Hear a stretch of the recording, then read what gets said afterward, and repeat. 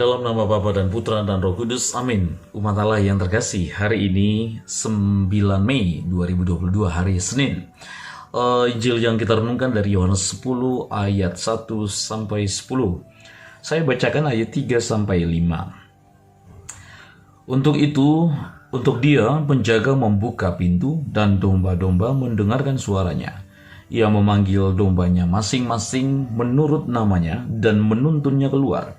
Jika semua dombanya telah dibawa keluar, ia berjalan di depan mereka, dan domba-domba itu mengikuti dia karena mereka mengenal suaranya. Tetapi seorang asing pasti tidak mereka ikuti, malah mereka lari daripadanya, karena suara orang-orang asing tidak mereka kenal. Apa yang paling Anda kenal dalam hidup ini, para saudara? Suara apa yang paling sering bergema di benak Anda? Ada banyak pengaruh yang kita terima secara teratur, ya, setiap hari. Beberapa itu baik dan beberapa itu tidak begitu baik. Seringkali kita dapat membujuk diri kita sendiri untuk percaya bahwa banyak suara atau pengaruh yang kita temui setiap hari, ya, tidak mempengaruhi kita. Kita bisa menguatkan diri kita bahwa ada banyak suara setiap hari yang bisa kita saring mana yang akan kita terima dan mana yang tidak kita terima. Tetapi kenyataannya adalah bahwa kita ini banyak sekali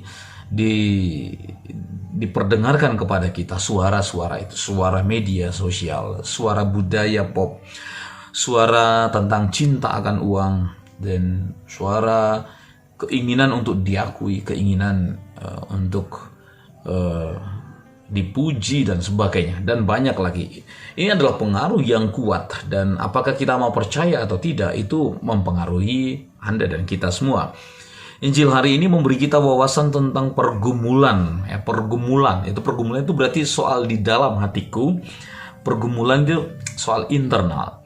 Karena rupanya dikontraskanlah suara gembala dengan suara orang asing, suara yang bukan gembala.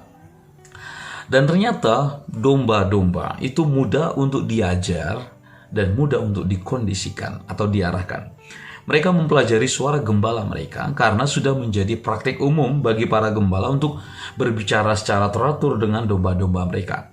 Begitu domba terbiasa dengan suara gembala, mereka akan berbalik dan mengikuti dia ketika gembala itu memanggil. Begitu pula halnya dengan kita. Kita akan mengikuti suara yang paling kita kenal, ya. Apapun yang kita tenggelamkan dalam diri kita setiap hari akan tumbuh pada diri kita dan menarik kita bahkan tanpa sadar. Lalu kemudian kita mengikutinya. Sekali lagi, kita akan mengikuti suara yang paling kita kenal. Suara yang paling kita kenal. Ini lalu menimbulkan pertanyaan, apa yang paling Anda kenal? Atau suara apa yang paling Anda kenal? Idealnya kita menghabiskan cukup waktu bersama dengan firman Tuhan, dengan sabda Tuhan. Mempelajari bahasanya, mempelajari nadanya, mempelajari suaranya. Idealnya kita mendedikasikan sebagian dari hari kita, waktu kita setiap hari untuk merenungkan Tuhan dalam diam. Saat kita melakukan ini, kita membangun sebuah kebiasaan untuk mendengar Dia berbicara, dan kita menjadi nyaman dan terhibur oleh suaranya. Begitulah kebiasaan itu tertanam dalam diri kita. Akan jauh lebih mudah untuk menjalani hari-hari sibuk kita dengan mendengarkan Tuhan kapanpun Dia meminta kita untuk mendengarkan Dia. Kapanpun Dia memilih untuk berbicara kepada kita. Kita akan segera mengenalinya dan kita akan mengikutinya. Maka para saudara, renungkanlah hari ini pada apa yang memanggil Anda paling keras, paling jelas, paling sering. Janganlah kiranya kita membiarkan banyak suara lain di dunia ini menenggelamkan suara Tuhan. Sebaliknya, mari kita mempersiapkan diri kita untuk saat-saat di mana Tuhan memilih waktu, tempat, dan apapun itu untuk berbicara dengan kita.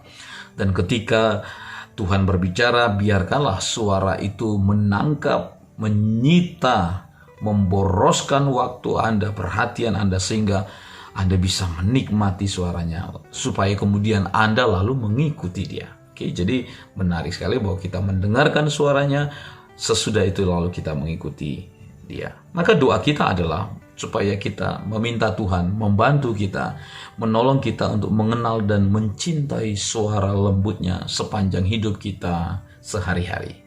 Tuhan memberkati, Bapa dan Putra dan Roh Kudus. Amin.